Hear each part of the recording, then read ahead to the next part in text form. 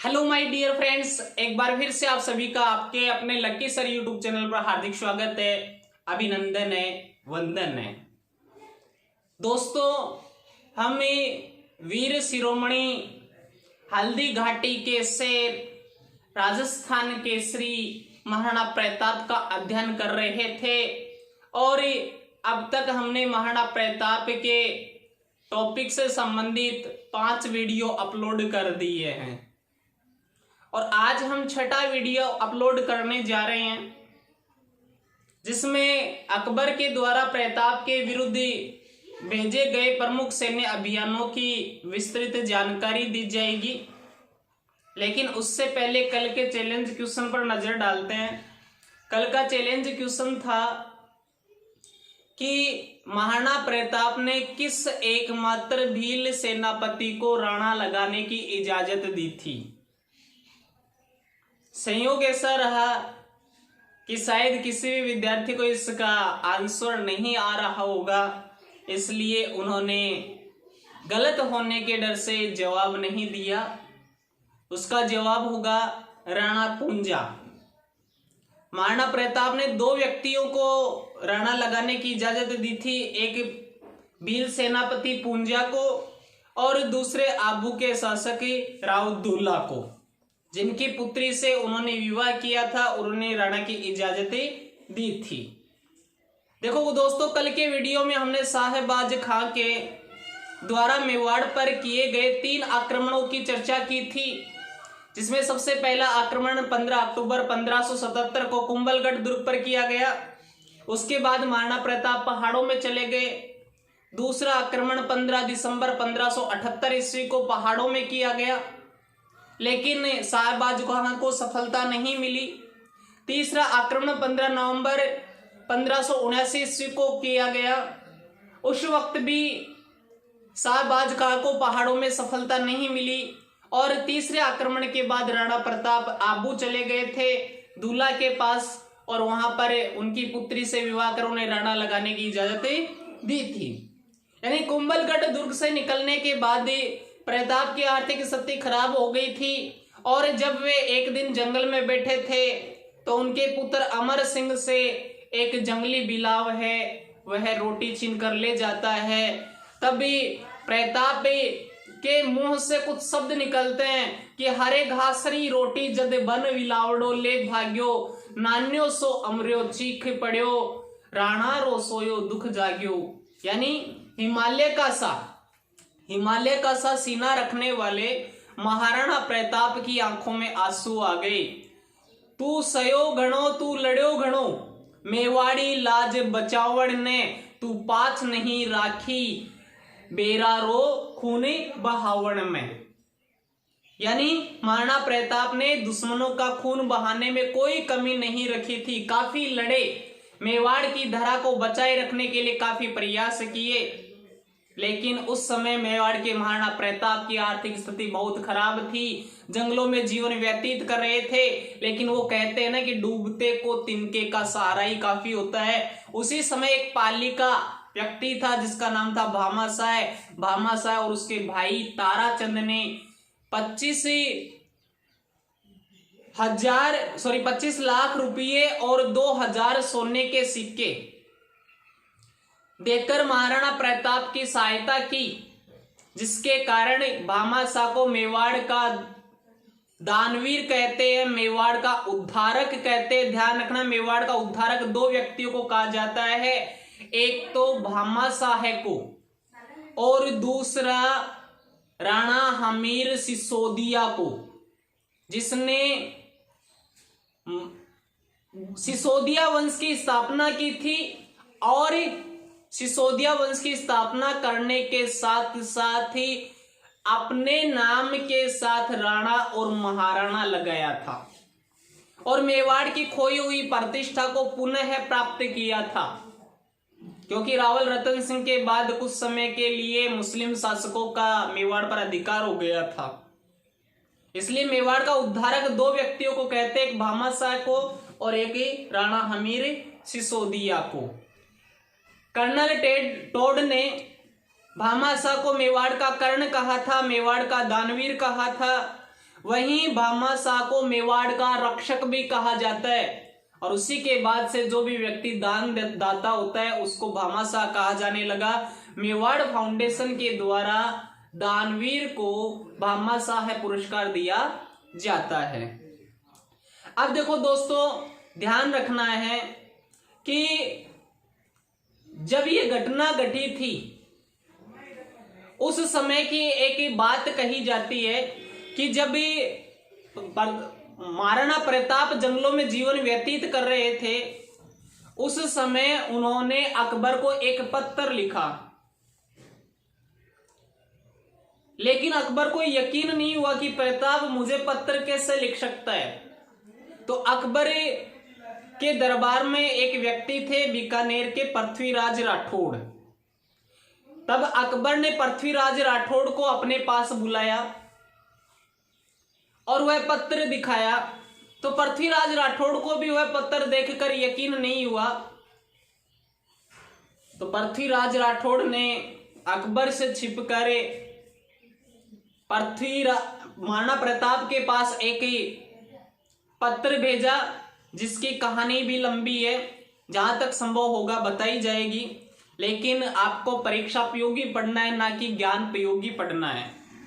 सबसे पहले तो ये पता होना चाहिए कि महाराणा प्रताप का पृथ्वीराज के साथ क्या संबंध था, जिसके कारण पृथ्वीराज राठौड़ ने महाराणा प्रताप को पत्र लिखा था। देखो दोस्तों, ये कौन है? प्रताप है, और यहां कौन है? पृथ्वीराज राठौड़ है। और पृथ्वीराज राठौड़ वर्तमान में किसके दरबारी है?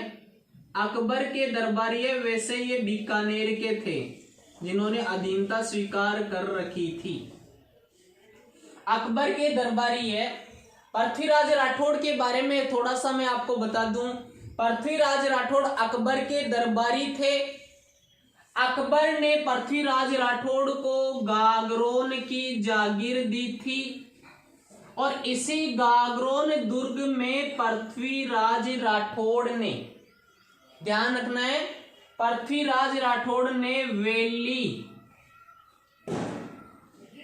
किशन, ध्यान रखना है, वेली किशन रुक्मणी ग्रंथ लिखा था। यानी एक ग्रंथ लिखा जिसका नाम क्या है? वेली किशन रुक्मणी ग्रंथ लिखा। ये जो ग्रंथ है, इस ग्रंथ को एक व्यक्ति था जिसका नाम था दुर्सा आडा। क्या नाम था? दुर्सा आडा। उसने इस ग्रंथ को 5वां वेद और 19वां पुराण कहा है। कौन से ग्रंथ को?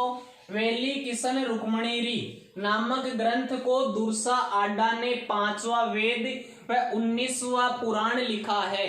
इस दुर्सा आडा ने भी विरुद्ध क्षत्रिय 52 नामक एक ग्रंथ लिखा था।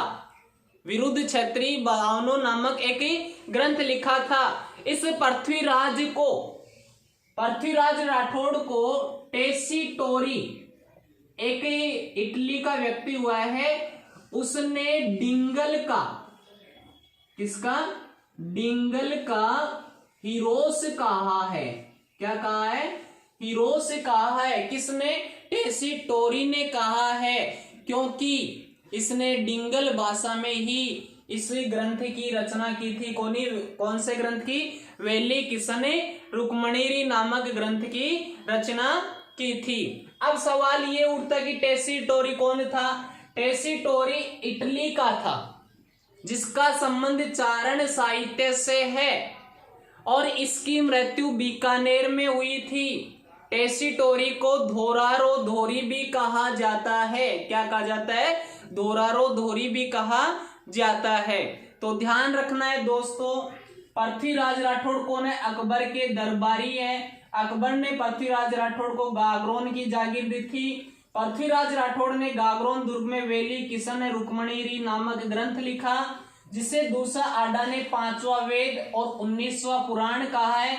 दुर्सा आडा ने भी विरुद्ध क्षत्रिय 52 नामक एक ग्रंथ लिखा। इसी पृथ्वीराज राठौड़ को टेसीटोरी ने डिंगल का हीरोस कहा है। अब सवाल ये उठता है कि टेसीटोरी कौन था? टेसीटोरी इटली का था, जिसका संबंध चारण साहित्य से था। इसकी मृत्यु बीकानेर में हुई थी। इसको धोरी भी कहा जाता है। अब देखो दोस्तों, महाराणा प्रताप के साथ पृथ्वीराज राठौड़ का क्या संबंध है? प्रताप का एक भाई था जिसका नाम था शक्ति सिंह। ये वही शक्ति सिंह है जब महाराणा प्रताप हल्दी घाटी के मैदान से जा रहे थे तब घोड़ा देकर सहायता की थी। इस शक्ति सिंह की एक पुत्री थी। कौन थी? पुत्री थी जिसका नाम था किरण देवी। ध्यान रखना है, किरण देवी। वैसे कंवर लगेगा हमारे। तो शक्ति सिंह की पुत्री थी जिसका नाम था किरण देवी। उस किरण देवी का विवाह बीकानेर के इस शासक पृथ्वीराज राठौड़ के साथ हुआ था। ध्यान रखना है, शक्ति सिंह की पुत्री किरण देवी का विवाह है पृथ्वीराज राठौड़ के साथ हुआ था। यानी प्रताप के भाई का ये क्या है? दामाद है। एक तरह से प्रताप का भी क्या लगने लगा? दामाद लगा था। तभी उस समय एक व्यक्ति हुए हैं जिनका नाम है कन्हैया लाल सेठिया। एक रचनाकार हुए हैं जिनका नाम है कन्हैया लाल सेठिया, जो कहां के थे? सुजानगढ़ी चूरू के रहने वाले थे, जिन्होंने बहुत अच्छी रचनाएं लिखी है। इन्होंने पृथ्वीराज राठौड़ को, ध्यान रखना है, पृथ्वीराज राठौड़ को तो पाथल कहा है, और प्रताप को तो पाथल कहा है और पृथ्वीराज राठौड़ को क्या कहा है? पीथल कहा है। कन्हैया लाल सेठिया के द्वारा बहुत सी रचनाएं लिखी गई थी, जैसे धरती धोरारी, कुक्कू, मिंजर, जमीन रो धनी कुणे, आज हिमालय बोल उठा, धर मजला धर ऊंचा, लीलटास रचना, जिसे दिल्ली से साहित्य अकादमी पुरस्कार भी प्राप्त हुआ था। कोई भी आपसे पूछे कि कन्हैया लाल सेठिया की रचनाएं कौन कौन सी है? धरती धोरारी, पीथले, पाथले, जिसमें पीथल किसको कहा गया है? पृथ्वीराज राठौड़ को। पाथल किसको कहा गया है? प्रताप को। कुक्कू, मिंजरे, मिस्र होता है वैसे ये सही नाम, मिंजरे, आज हिमालय बोल उठा, आज हिमालय बोल उठा, जमीन रो धनी कुणे, लीलटास रचना, और ध्यान रखना है धर मजला धर ऊंचा। ये क्या है? कन्हैया लाल सेठिया की प्रमुख रचनाएं, जिन्होंने पृथ्वीराज राठौड़ को क्या कहा? पीथल, और प्रताप को क्या कहा? पाथल।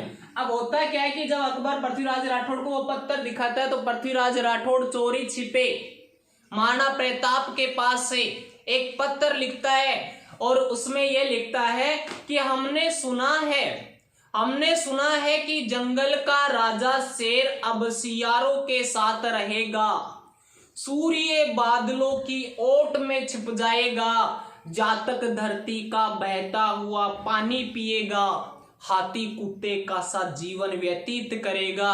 आपकी सौगंध, आपकी कसम, हमने सुना है कि अब रजपूती विधवा हो जाएगी और तलवारें अब म्यान में विश्राम करेगी। यह सुनकर मेरा हृदय कांप उठता है, तनी हुई मूछे नीची हो जाती है। अब आप ही बताइए कि ये बात कहां तक सत्य है, कहां तक सच है?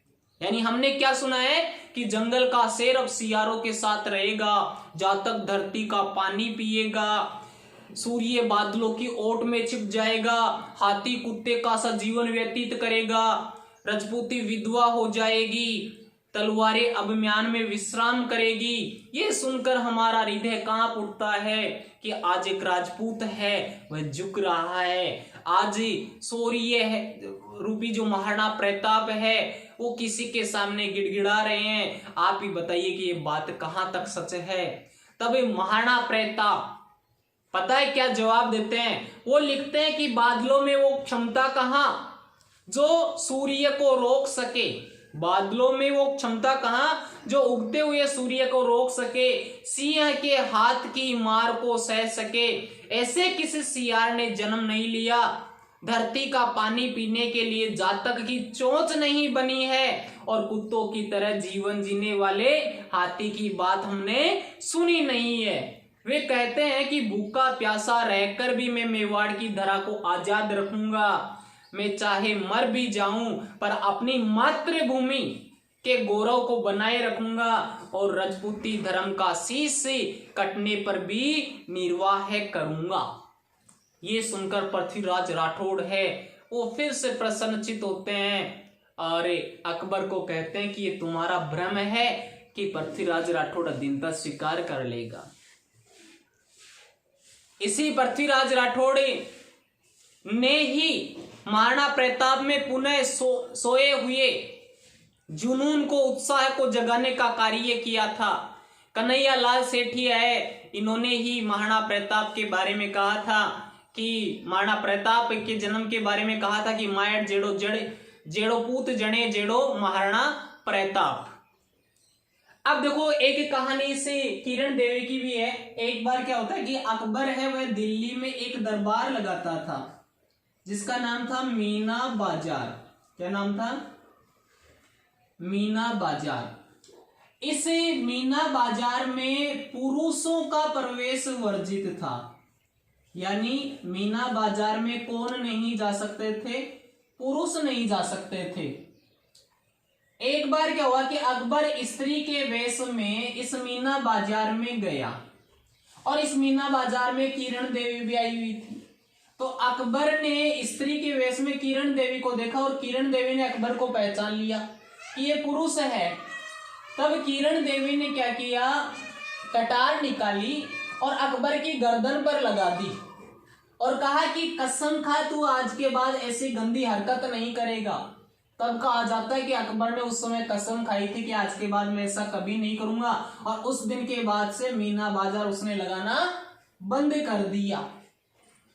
ध्यान रखना है किसका प्रवेश वर्जित है? पुरुषों का प्रवेश वर्जित है। कहां लगता था? मीना बाजार, दिल्ली में। कौन लगाता था? अकबर लगाता था। और किसी ने अकबर की गर्दन पर कटार रखी थी? किरण देवी ने रखी थी। इस प्रकार से उस दिन के बाद से मीना बाजार है वह बंद हो गया। ये तो शाहबाज खां के आक्रमण और उसके बाद घटी हुई मुख्य घटनाओं की बात है। कई बार एक प्रश्न पूछ लिया जाता है कि भामा शाह की हवेली कहाँ है? भामा शाह की हवेली पाली में नहीं, चित्तौड़गढ़ दुर्ग में है। कहाँ है? चित्तौड़गढ़ दुर्ग में है। अब दोस्तों हम बात करेंगे अगले आक्रमण की कि अगले आक्रमणकारी के रूप में अकबर किसे भेजता है। तब तक आप इसका एक स्क्रीनशॉट ले लें। ले लिया होगा दोस्तों? Very good. तो दोस्तों आज का हमारा जो चैलेंज क्वेश्चन है वह यह रहेगा कि मेवाड़ का उद्धारक किस किस व्यक्ति को कहा जाता है? दो व्यक्तियों को कहा जाता है। मेवाड़ का उद्धारक किस किस व्यक्ति को कहा जाता है? अब सबसे पहले हल्दी घाटी का आक्रमण हुआ, उसके बाद मिर्जा राजा मान सिंह, भगवंत दास और कुतुबुद्दीन खां के नेतृत्व में आक्रमण किया गया। फिर अकबर ने स्वयं ने उदयपुर पर आक्रमण कर उदयपुर पर अधिकार कर लिया था और उसका नाम मोहम्मदाबाद रखा था। फिर शाहबाज खान ने 3 आक्रमण किए। अब किसका आक्रमण होगा? विशेषकर हल्दी घाटी युद्ध के बाद देखा जाए तो 3 तो शाहबाज खान के प्रमुख आक्रमण है और चौथा आक्रमणकारी कौन आता है? अब्दुल रहीम खान ए खाना। अब्दुल रहीम खान ए खाना को अकबर आक्रमणकारी के रूप में भेजता है, जिसने मेवाड़ पर आक्रमण की योजना बना ली थी। अब देखो, अब्दुल रहीम खान खाना है, वह आक्रमण कब करता है? 1580 ईस्वी में। अब्दुल रहीम खान खाना सबसे पहले अपना पहला शिविर एक गांव था जिसका नाम था शेरपुरा। उस शेरपुरा नामक गांव में अपना पहला शिविर लगाया। किसने? अब्दुल रहीम खान खाना तो अकबर ने इसको उपाधि दे रखी थी। ये अब्दुल रहीम खान खाना कौन था? ये अब्दुल रहीम खान खाना जहांगीर का शिक्षक था। जहांगीर का शिक्षक था। अकबर के नवरत्नों में से एक था। नवरत्नों में से एक था। और अकबर की पत्नी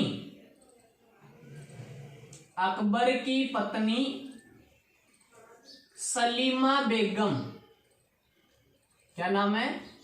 सलीमा बेगम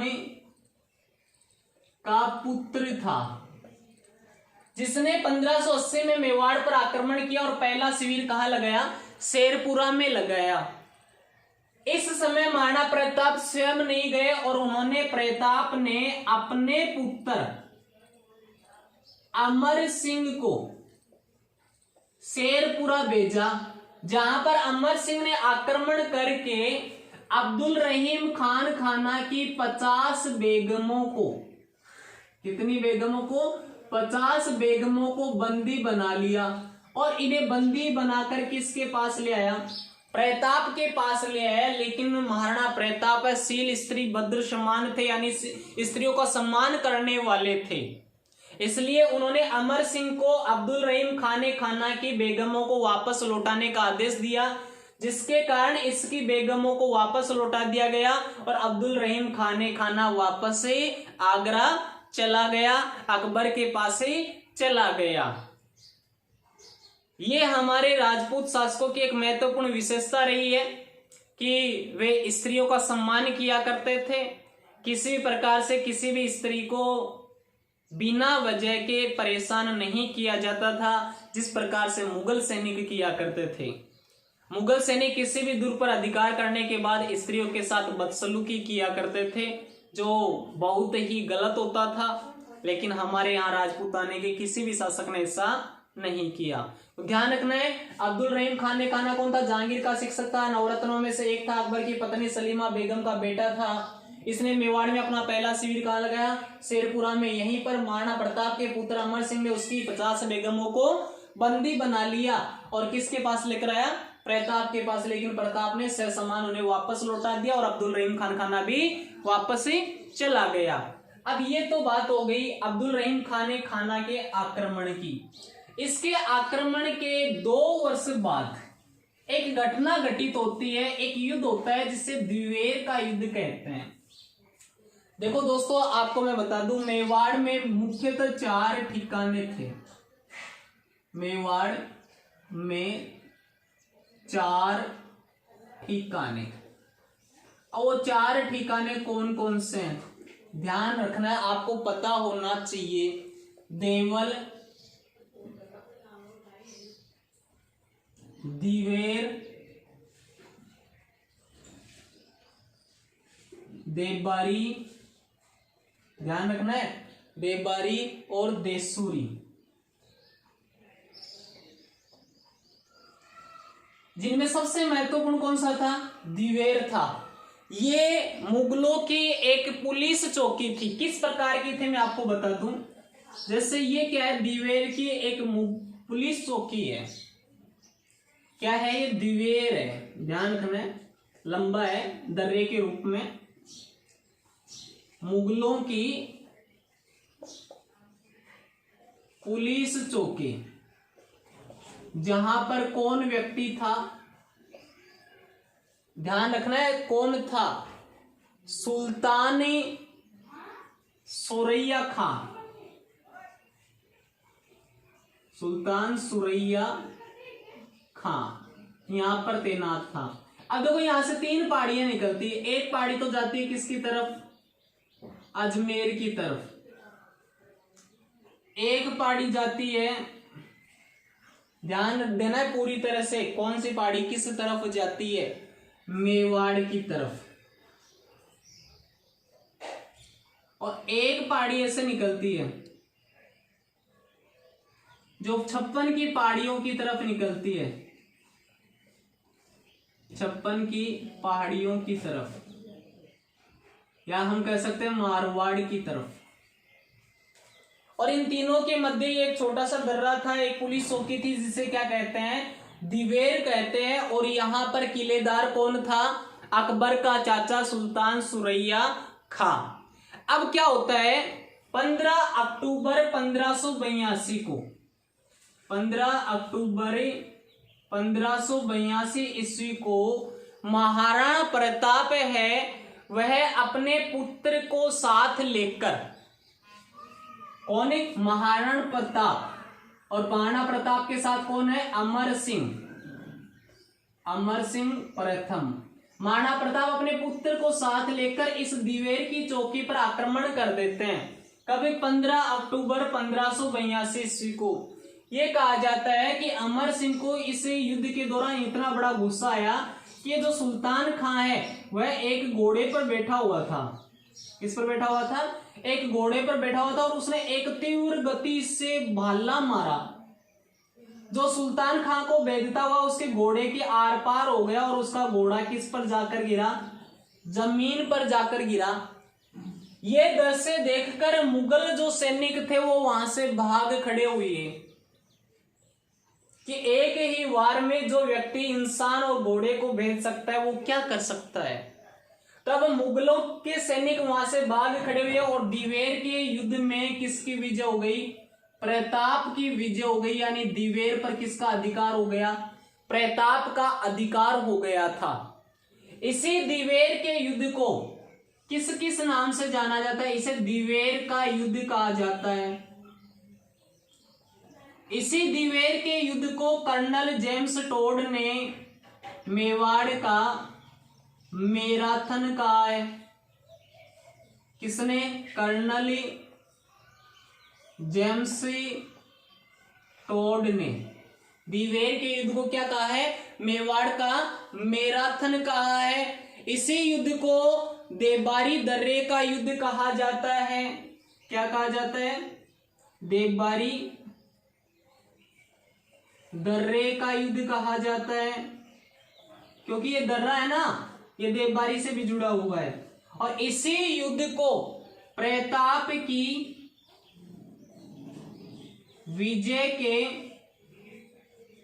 गौरव का प्रतीक कहा जाता है। ये युद्ध पहला युद्ध था जिसमें महाराणा प्रताप ने विजय प्राप्त की थी। इसी युद्ध को प्रताप की विजयों का श्री गणेश कहा जाता है।